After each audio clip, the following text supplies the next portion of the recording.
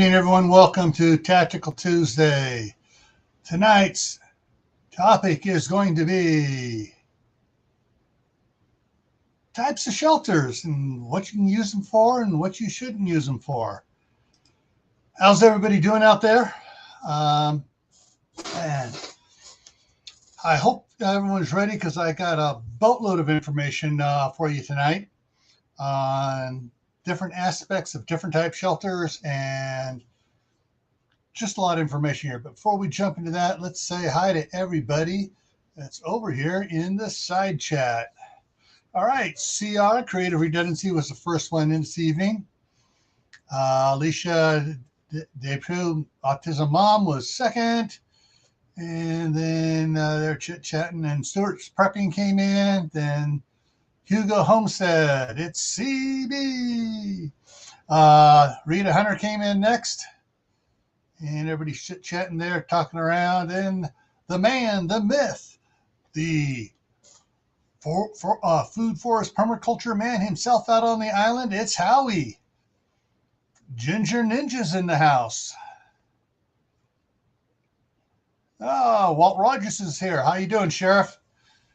And what else we got here? Everyone's talking back and forth. Granny Goose is in the house. Mary Beth Smith is here. All Things Acres. Skinner Farms is here. And I'm caught up, and I'll probably a few more sliding in here. All right, so what prompted me to put this one on the schedule was I put it on there several months ago, and everybody remembers what was going back several months ago. Everyone was worried about the big red bear pounding out that little other little country over there, and everybody coming to the rescue, and all of a sudden everybody started sending up the fireworks and everything, and there was going to be problems from it. Oh, that's a bit. Suburban Hillbilly just came in. Well, that's what prompted me to put this topic on the schedule here, so we could talk about a little bit about the different uses of different type shelters and stuff. And then, of course, now there was also about the same time, there was all those tornadoes that were hitting down there in the south. And so that's what we're going to be talking about here. So let me get this over here, slideshow here set up here. And we're going to jump over here. I'm going to show you some pictures. I'm going to talk about some of the stuff as we go through it here. All right. Now, what I did was I to bring up some of these. This is what Google said for a shelter, and I froze for an underground shelter. It's Kathy at North Star Prepsteader. Woo! And we got Von Erich in there. How you doing, sir?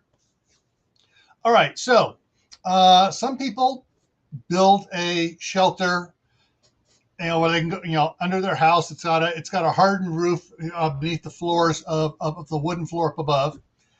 But yeah, so it's sort of an off take of the original root cellar, and they kind of beefed it up a bit. Of course, you got the ones with the wooden doors, and an important thing about wooden doors. Oh, wait a minute, hang on. What did Kathy say? Kathy said, vicious storm Thursday night, straight line winds and tornadoes 3 days. Oh, wow. Okay, so here's a reason why some people need to have the shelters. All right, so we're going to talk about wooden doors on a shelter here in a little bit specifically. I'm showing some pictures. Now, I don't think there's anybody here that can afford this $17 million underground shelter. All right, so we're not going to cover, get into a $17 million underground shelter. What most people get is something like this. If anybody follows Arms Family Homestead, they put one of these in a while back, and they thought it was going to come in 2 pieces. They actually had it already put together as 1 piece, picked it up, set it in, they piled the dirt up around it, and did their little shelter there. Now, there's a big difference here between a concrete one and a steel one and a fiberglass one, and we'll get to that here in a little bit.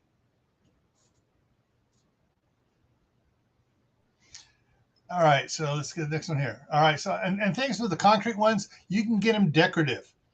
They put the stencils on it and they tap it into the concrete and it makes it look like the rock like this and stuff. You can get it also where it's got the round cobbles and stuff on it. Oh, wrong button. Then there are the flat top ones. They just have a little metal lip around it here that the door locks down on, and so long as you it's not an area where it'll flood, it's not too bad. This is where one of those other ones, those two-parter ones. This is a FEMA photo showing how one survived in an area where everything around it got taken out by the tornado. And here's another one that was a homemade one. You can tell it's homemade because of the if you look at the wall there inside going down in it, you'll see the from where they had the boards up there and everything going on for the concrete they poured around it. But the door that was on here is gone. And the door just got ripped right off of it. Now, they make some fiberglass ones, which are a little bit cheaper than the steel ones and the concrete ones. They come in two-part molds. They put the sealer around there and they bolt it all together and they drop it in. This one makes me nervous, especially when you see some of the other photos I have here later on. Now they have the steel ones that are basically the big corrugated pipe that you get different sizes. They got 10-foot diameter corrugated pipe, and they put a 6-foot corrugated pipe up against it, and they use the 4-foot ones going up for the one way and 3-foot for the climb out the other way. So there's a bunch of different ways that you can get these things professionally built. And this is the one where they actually they use the corrugated for the emergency exit.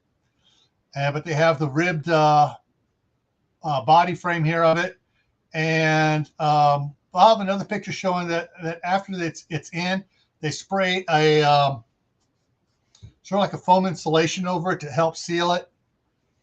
And we'll see that one here. There it is right there. See, they spray it down. And sometimes you use gunite, depending on the companies. Other ones just use the polyurethane spray foam on it to help insulate it. And this is a double wide one. As you can see, it has in the back here, it goes up into the basement of the house or whatever there, or up into the NF rows, has either a trapdoor on the porch or it goes into the basement of the house. The previous one here, look back at it, and there you see it comes up and it has the flat. It'll have a flat opening there, and so there's a doorway there coming out of the house, and it'll come down to that there. Whether or not they build a little extension out over or not, I don't know. Here's one of those fiberglass ones cut in with a cutout. So you see it has a little bench around the side, and so basically everyone sits in there like sardines in a can. Okay, when is the tornado gone? When is it gone? When is it gone? So this is basically a tornado type shelter. Now you can store underneath the steps here. You can store some food and some water and stuff. You can have one of those little porta potties down there, just in case. But all right, Kaylin Strain's in the house. Tibor is here. Hey Tibor, did I miss anybody else? Okay, I think I got everybody else here. So yeah, this for the money's worth for just a tornado shelter. This is not bad, but it does have a drawback, and we'll get to the drawback here in a minute. And some people can afford the ones that are a little bit bigger, with the metal roofs on them, the steel roof over the top of it, and it'll protect you from a tornado. It'll protect you from oversized hail and stuff like that. And it even comes with its own natural gas generator set there. All right, the next one here. And they have these ones that'll fit in your garage that you can just buy prefab. They go into your garage. They have anchor bolts they put in from the inside that bolt down to the concrete. And so it's anchored to the concrete there. And supposedly the house can blow away and that thing will still be standing there and you'll be safe inside. What's here in my side of Ohio? French resistance were popular to make great storm cellars too. Yeah. All righty, let's next one here.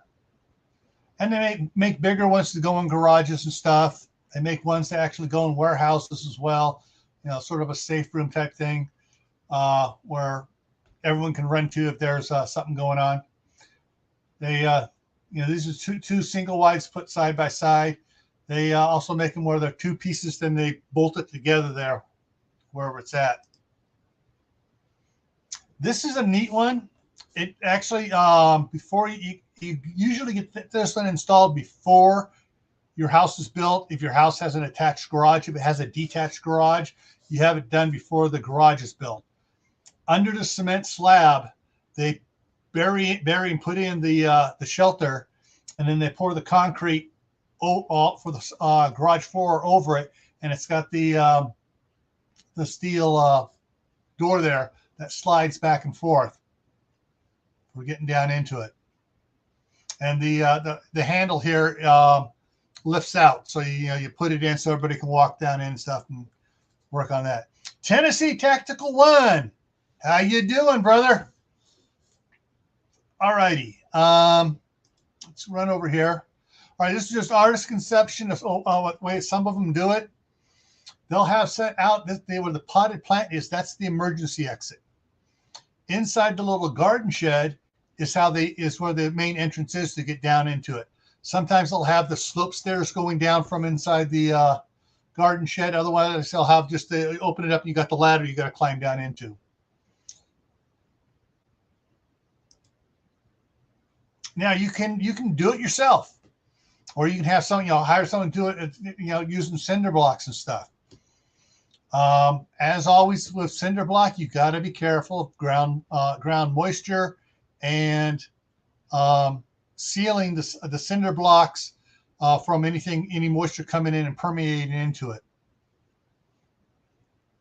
Because we learned the fact that when the house that I bought first across the street here back in 2016, the basement on it wasn't sealed. The concrete wasn't sealed. It did a rinky-dink job on it, and you had water permeating in it during real bad storms. And here's one where they built the cinder block, and they're putting a reinforced concrete top on it with I-beams, and it looks like they're using 1-inch rebar in,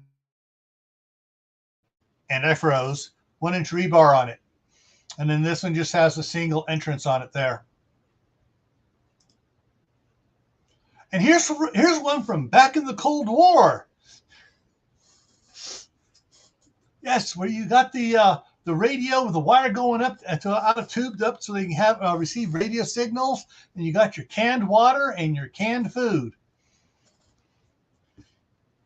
So yeah, these were some of the. This was a sales picture of one from back in the 50s and 60s.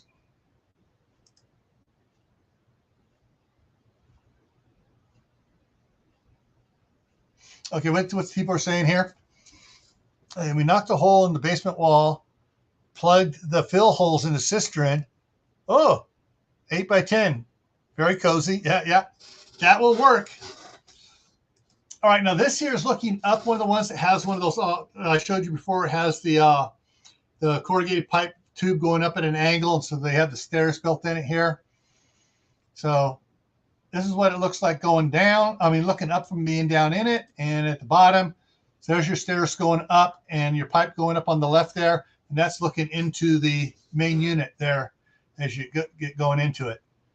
And here, you are now 20 feet underground. So not only is that a good tornado shelter, you got 20 feet of earth above you, so you got protection from radiation, gamma rays, and all the other fun stuff. And Kaylin said reinforcing the cinder blocks will help prevent buckling as well. Yeah, the spray liner you can get for the truck beds, it works great. You can also get the mastic in a 5-gallon bucket. You can put it on by a roller, and if you put it on right and backfill it correctly, that stuff will never leak. Next picture here is, and some of these look really nice inside. I mean, granted, you're still inside a big 10 or 12 foot diameter pipe, but it's nice. Now, on the ones that are made out of pipe, the flooring here, the flooring lifts up. There's like trap doors all along it, and you got food storage and water storage under there.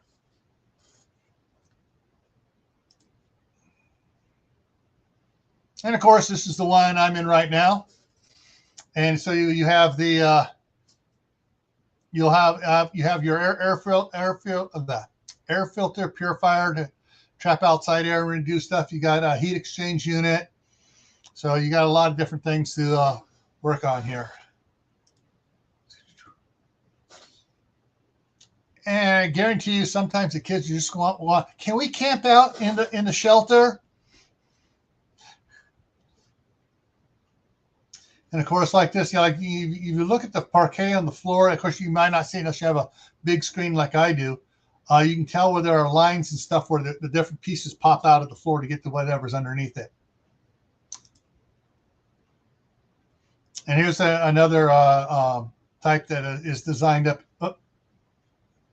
As you can see down in the bottom, under the floor panels and stuff, you got food storage, water storage, all the fun stuff down underneath. Now, this next slide is the oops. The metal ones and the fiberglass ones float. So if your area floods, it's going to come out of the ground. That's what happened here. You can see the standing water here, and it got so much rain, and it finally popped out of the ground. And I believe this one was from Texas. So yeah, the little ones, the little metal ones and stuff, you have a tendency to float. And sometimes they float at a weird angle. Just the one end kind of rises up, and depending on where if they had all the weight, water storage, food storage on the far end, that's probably why it did the tilt thing and just kind of tilted there like that. Yeah, it kind of messes up the backyard. And that's what I have on that.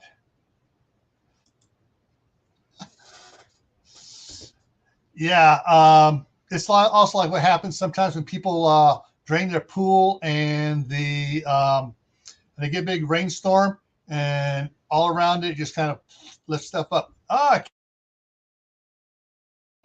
And I froze. King Poopaw's in the house, and Arkansas Living is here.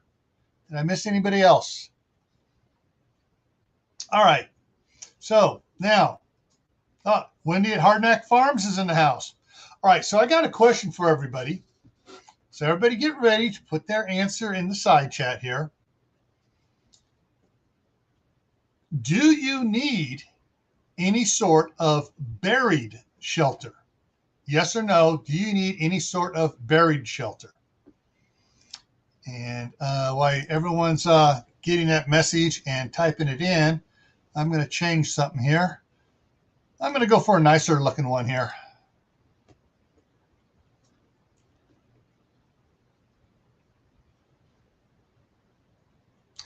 Yeah, and we've seen it a lot in California where people get the fiberglass pools and they put the pool in and they put the sand around it and jet the sand a little bit.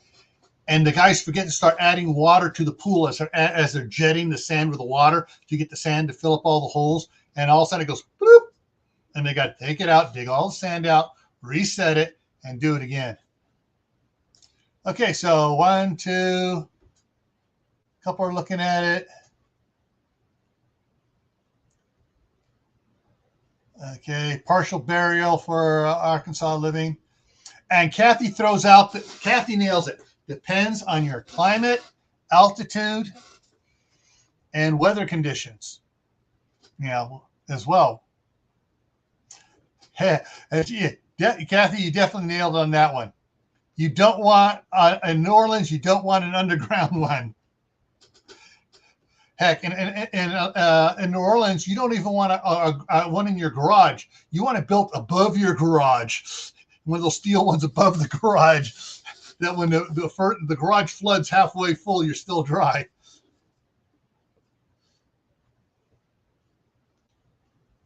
Yeah. So one word of warning. There are some channels out there, and not only on YouTube, but there's people on Facebook saying, "Oh, just get a cargo container and bury it." Okay, if anybody saw Doomsday Preppers, they had an idiot on Doomsday Preppers that did that, and he wound up having boards trying to hold the walls out where the walls started buckling in on him in his bunker. Cargo containers are not meant to be buried. They have no side stability, structural integrity on the pressure from the sides. They're built for vertical pressure only, and that's why the corners are built the way they are to take stacking. The sides don't do it. Now, there are two types of cargo containers. There's your general cargo container you can buy anywhere, and then there is the Connex, which actually has a steel floor in it. The regular cargo containers have wooden floors, and it does not keep water out. I got a wooden floor one here. Actually, the ones I have here are wooden floor. And when I put the first one down, the morning glory tried growing up through the floor, so we jacked it up, laid out weed blocker, threw rock down, gravel down underneath it, raked it all out, set it back down. No more problems with that. But if it's got a wooden floor on it, there is no water stability to it. Now, if you have a Connex that has the steel floor that is waterproof all the way around, and you want to turn it into one, what you got to do is when you bury it, first you got to pour a concrete slab under it. Then you set it in, and then they spray the gunite for like the pools on the side and make several coat passes on that. And then whatever gap is left, they'll pour what's called soil cement. They take the soil, mix Portland cement in with it into about a 3-sack mix, and they'll pour it in there, and they'll pour it in 3 pours. The first pour comes up 3 feet. The second pour goes up another 3 feet, and the last pour goes up 2 feet. And then they cover it with a concrete cap on top of it to protect the top from in the middle from buckling down. And you're going to do all that concrete work. You might as well just get one of those. You're going to spend the same amount of money if you get one of those structured metal, square metal ones I showed you that they sprayed the foam stuff on antifroze. The cost for all that concrete and stuff to try to take a cargo container and make it into something, you might as well get one that has the sloped entrance and everything else on it to begin with.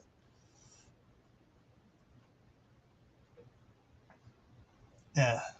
Okay, he says, I've seen him with sides banjoed and covered with, I think they welded one in.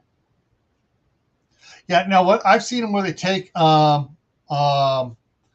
by 6 inch I-beam and weld it on the outside all the way down, make to about 2.5 feet down from the top, in the middle, and 2.5 feet up from the bottom to try to give it structural integrity.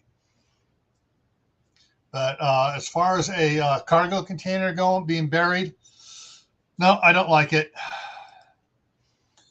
Now, one of the other things, if you need just something for tornadoes only, and you're not where it's flooding, and you got good drainage around it, and you're not on the flat plane, you have a little slope to the land or whatever. Yeah, that you put that on the upper side from the house, and you put it in there. if you have a good company, you make sure they dig a trench from that down and away, fill it full of drain rock so that any water comes around it drains away from it.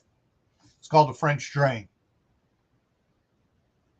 Okay, our storm knocked trains off the track a few. Oh, yeah, and that's what I like. Let me go back here on this. I'm going to pull back to the beginning here and show you the one again.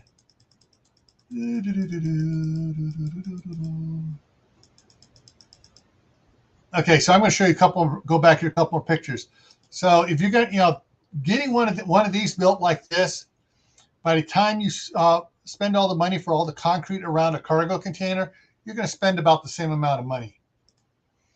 And even if this costs you 50% more than doing it with a cargo container, this is so much better. All right, and we go back here. Okay, here we're getting to these. There, one of these, and this thing here, so long as you're the concrete ones, I've never heard of a concrete one popping out of the ground floating. Because generally, the ground level is just below the door here. I mean, you can see my cursor moving back and forth across there, a couple inches above the seam. And then they mound up the excess dirt on the sides of it. So the ground level, it's already almost halfway out of the ground on the flat. And then you mound dirt up around it. You don't want to dig this down in and have a slope going down into the door. No, you don't want to do that. But this here, because they seal this up, it's watertight between the two halves, and yeah, this will work for any tornado out there. It won't pull this out of the ground, even if you only bury it halfway into the ground. It will survive. It will survive, because it's attached and it's done good there. Our below ground leaks. Okay. All right, your below ground one leaks. And that's the thing, is you got to make sure on the when it's being built, who's building and stuff. Now, one of the things you can do before they drop this in the ground is paint the exterior with the mastic or a heavy grade concrete sealer, and then they can set it in the ground and it'll help do it.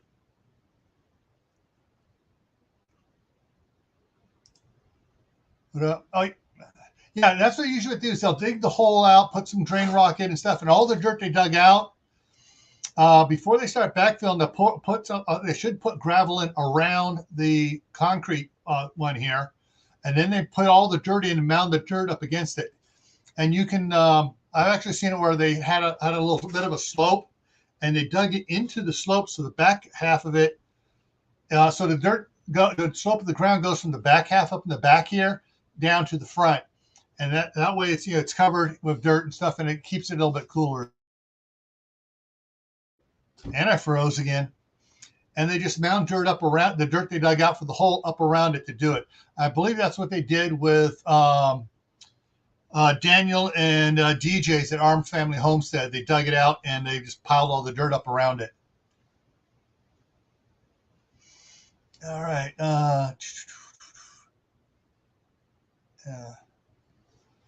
All right, and so yeah, so let me go back one more. Okay, now we don't. No, wrong way. Deep. Yeah, we're not going to spend $17 million on this one. There are, you check around different companies, they can build these for you, and you get the niceness. See, like this one here, there's no dirt piled up around it, so it just looks decorative and nice. But if they wanted to, the dirt they could have piled up around it, or you can bring extra dirt around it, and you can build retaining walls around it and turn the dirt around it into a raised planter bed around your tornado shelter.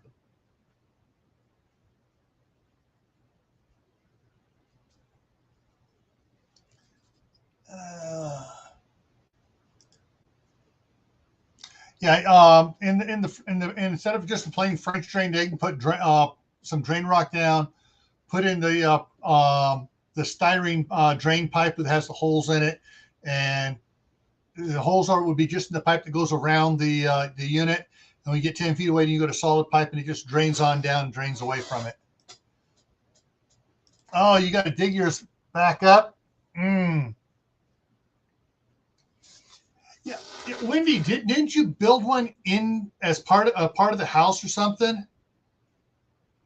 I thought I remember something like that. I think you built it in there and built the house around it.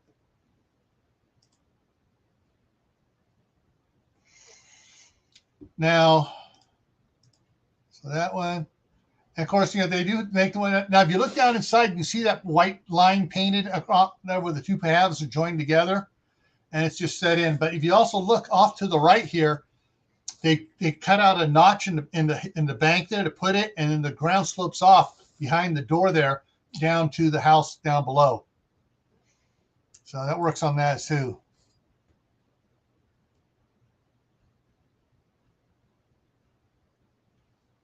So. But yeah, in this one here, they just have the dirt mounted up around a little bit. Now, the only thing I don't like about this type that has the door at an angle is that what happens if debris lands on the door? That is my concern about this type. Now, I tried to find some pictures of the one. Let me go ahead and drop this off here. I'm going to try to get on this other computer here to see if I can find the other one. ST Storm.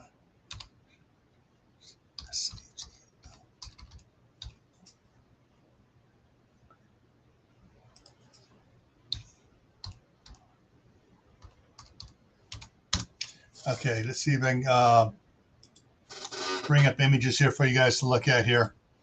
I'm trying to. Yeah. See, like this one right here, they put planters around it to make it look decorative. The one I've seen them before. I haven't been able to find them lately. That basically, as you come up out of the ramp on this one here, instead of it being flat, it's vertical, and so the door is up vertically, and so the door opens up. You can't have anything debris piling up on top of it. You can pile in front of it, but generally you can push that away a little bit. But I haven't seen the other ones. Here's a nice one where they did it. They put a rock planter around this one. So there's a lot of different ways you can hide your shelter and make it look nice. This one here, the door on this one here is a lot nicer. It's taller than these little ones, and it's at a steeper angle, so you can get out of it easier. Yeah, but I have not seen in quite a while the ones that have the vertical door instead of the horizontal door for getting out of them. This one is kind of neat. They built it underneath so it was built before it went in before the house did, and they used made a trap door under the deck, and it's there's some hydraulic cylinders help lift it up. But there's a lot of different ways of here we go. Here's a vertical one. Yes, finally found a vertical one. So, with the vertical one, and this one opens in, so even if there's debris, you can open in and you can dig your way out. So there's a lot of neat things you can do with them. This one here has a rock garden on top of it. So there's a lot of different things you can do with them if you want to do it. I like these ones that go in the garage door. In the garage floor. But then you got to worry if your house falls down on top of you. That's the problem if the house falls on top of you on that one. Oh, what's going on here? My stupid. Got an Amber Alert, child abduction. I guess they don't listen when I say I don't want to get those Amber Alerts. Yeah, so there's all sorts of different ones you can get.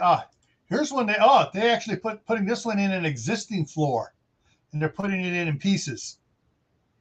So there's different ones, all sorts of different type ones, and the price range on these goes, all over the place. Hey Joe, how you doing? Garden State Gardener is in the house. Yeah, so Wendy's one above ground opens in case debris outside. Yeah. So you just got to decide what type of one you want, what you want it for, and what it's going to be need for. Now, here's one that is totally for above ground that sits out like a garden shed. Let me see if I can I'm going to save this image here so I can show it up big here. Boom. And I can make it bigger here. Yeah, so this is a place that sells them, but this one here looks like a garden shed out there, and it's your shelter. It's above ground. I would hope that they pour a nice cement slab, even though it's concrete. They pour a nice cement slab and bolt it down to it. Hey, Uncle Al, how's it going? Make sure I don't miss anybody else here. So, yeah, there's a lot of neat ones there to get for here, and go ahead and drop that down. See if I can find the other ones. Now, so this one here, wrong way, make it bigger. You see they're making it out of concrete. If you're using cinder blocks, concrete blocks, I would personally make sure you use rebar with the concrete blocks. Because, yeah, I've seen stuff where they don't use rebar like this, and they just build the concrete blocks up without putting rebar in it, and it starts to buckle after a time because the dirt settles and it dries and it gets wet and it swells and shrinks and swells. And as it shrinks and swells, it pushes on the side. It pushes it in a little bit, then it settles and dries out, then it swells up again and pushes the side in some more.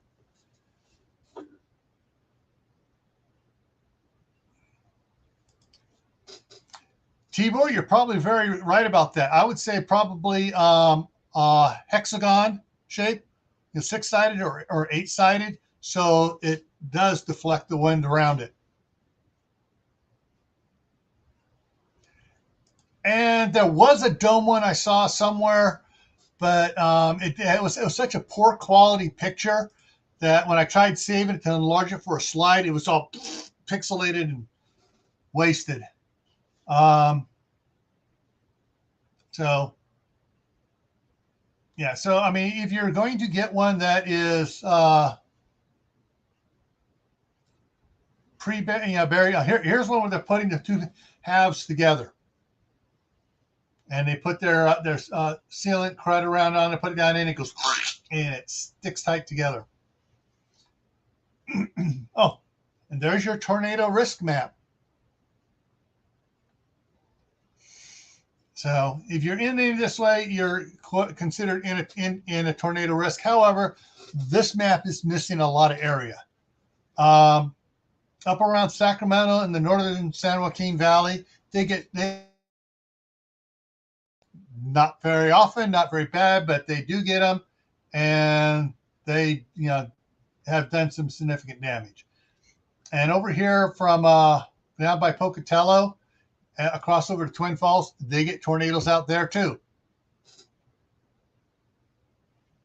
Let's see here. Here's one that's partially buried into the hillside, and so they basically found a slope, dug in, dropped the shelters in there, then threw all the dirt up and mounted it up higher on top of it. And here's some other ones just put in there in between two mounds of dirt, and you still walk around between them and stuff.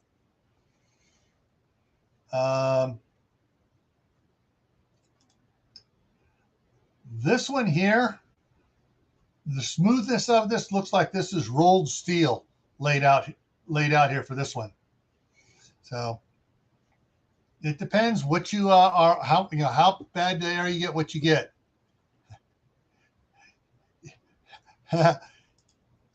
Hobbit hole. Yes, that was a hobbit hole.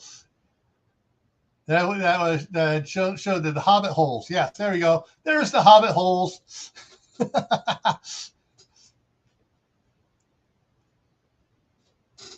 Yeah, there are different types here. Here's one of the ones where they actually took a steel tank and buried it vertically, and just had ladder going down into it. And if you're going to bury a steel tank vertically, you don't have to bury it all the way. You can leave it, if you get one of the tanks and you leave it 6 feet out of the ground, even though it may be ugly, but you can decorate it, paint it, do all sorts of neat things to make it look nice. You can actually go with a 2-story one in there, or 2.5-story, where at the bottom you have water and food and stuff stored underneath the 4 panels. And you can even have one of those composting toilets down there too.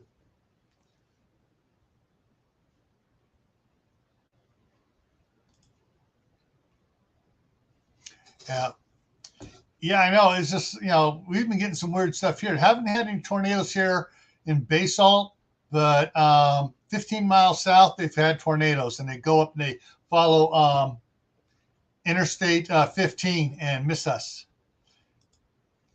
Hey, Kathy D. Salt and Light, glad you made it. So there are a lot of different options here. This is one of the indoor ones. Generally, they sell these as a safe room, but if it's on the cement slab of your garage, they can anchor it down to the garage so that it's protected. There's all sorts of different ones. One fits six adults. So it depends on your family, the size of the one you want to get. And that's what one of those looks like inside. You can see it's reinforced. So it's you also got to make a decision on how long you think you're going to be in the thing, as far as how many supplies you get in there. And where is it here? Yes, Uncle Al, there's your air. That's the water heater. Yeah, some of these need to have an air filter in them. Some come with the air filtration system built into it. If you're underground, that's what you got to be careful of. Now, you notice most of these ones here, they have the air vents on top of them here, showing the different air vents. And there's a reason for it. One air goes out, the other one air comes in. So even the hobbit holes have air vents up on top. Yeah. And if I go back to something here, let me bring it up here, and I will. Okay, there it is. So on the ones that are constructed like that, you look at the amount of air vents this sucker has on it. All right, so it has 2, and these pipes here, looking at it, that looks like a 8-inch pipe they're using for the air vents.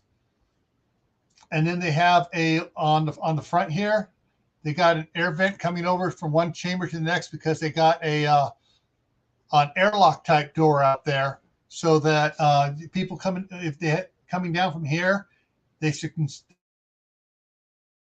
secure the other one as well.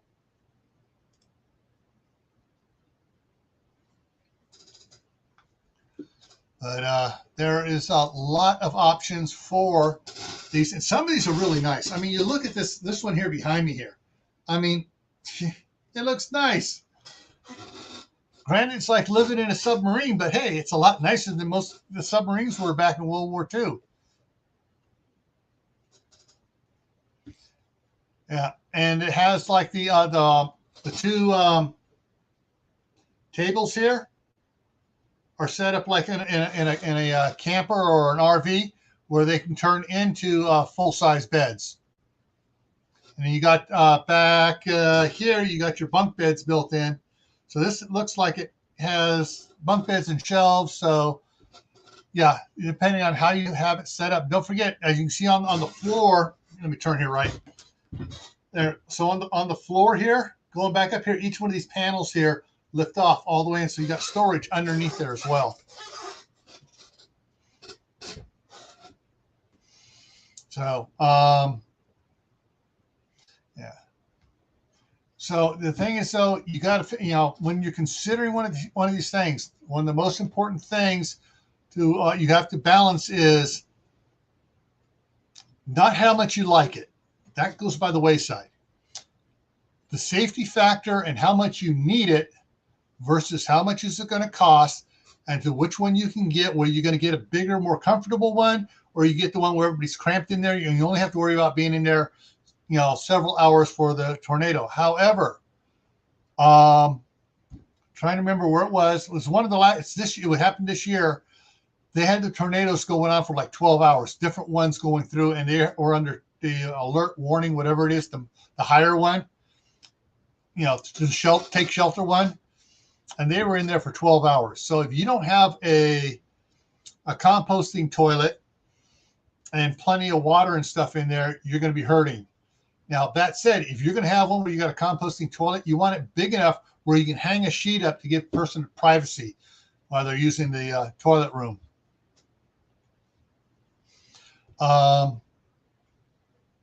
Yeah, so it all depends on what your need is. Uncle Al, problem with just getting one of those is trying to adapt it for human inhabitants, and most septic tanks aren't 6 feet tall. They're more like 4 feet tall with two little knobbies on the top to pump them out from. So yeah, you'd be better getting some of the variable water tanks that are 6, 8, 10-foot diameters.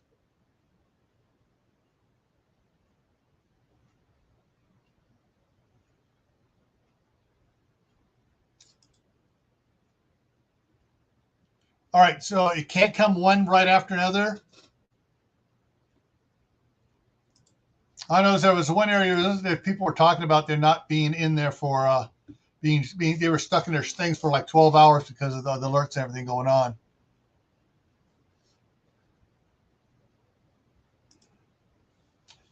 Yeah, the price rate currently for a lot of the culvert stuff has gone friggin' through the roof. The 15-inch pipe that I got for my irrigation ditch, did a video on Patton Family Compound side. It went up from $225 for a 20-foot piece of 15-inch pipe. Went up to $375 for the same pipe, and that was in 2 years. And a single 30-inch piece of pipe was $1,000. I got the receiver. It was over $1,000 for a 36-inch piece of pipe, 20 foot long.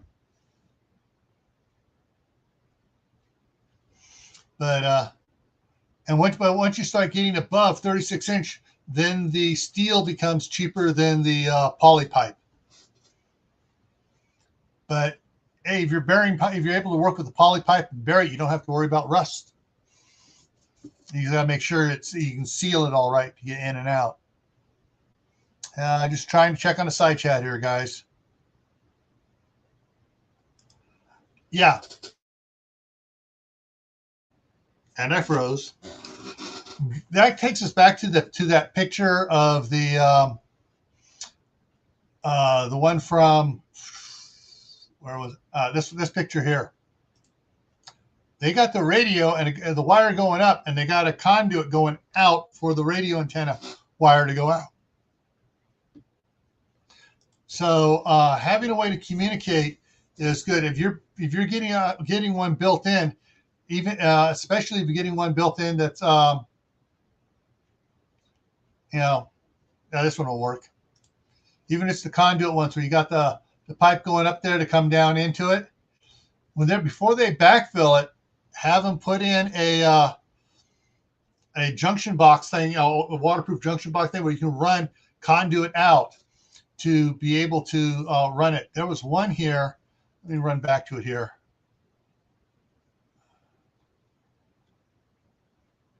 I think it was the when they're spraying. Yeah, there it is.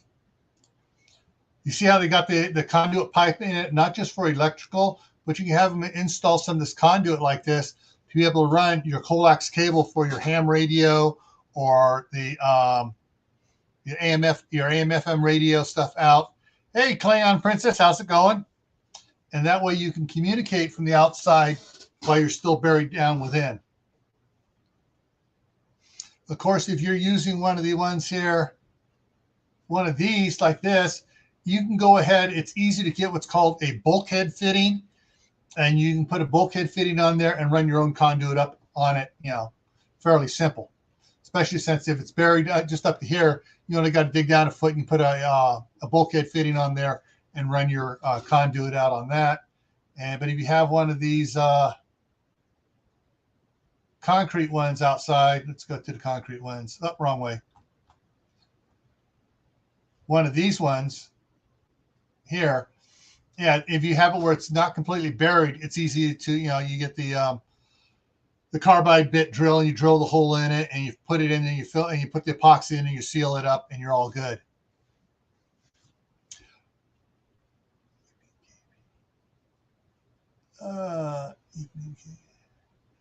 All right. So we're coming up here. So one of the things I did see someone do with a cargo container, jumping back to cargo containers, they poured a cement slab, a hefty cement slab. And they set where they in the four corners of the cargo container, they have where they have the locking devices go in.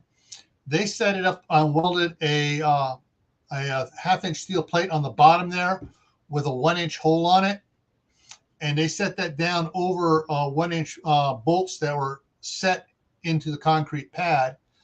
And then down alongside, they welded L brackets with had a 3/4-inch hole in it and set several more 3/4-inch anchor bolts in and held it, it's above ground.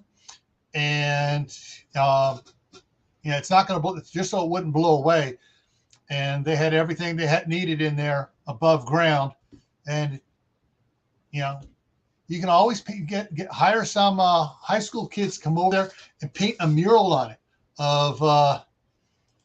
paint a nice mural on the outside of it, like a forest scene or a mountain scene or a lake and whatever on it, make it look nice.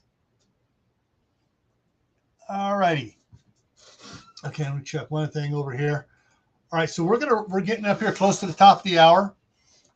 Thank you everybody for coming in. Got a couple of things here. On Monday on Camp Patton Family Compound.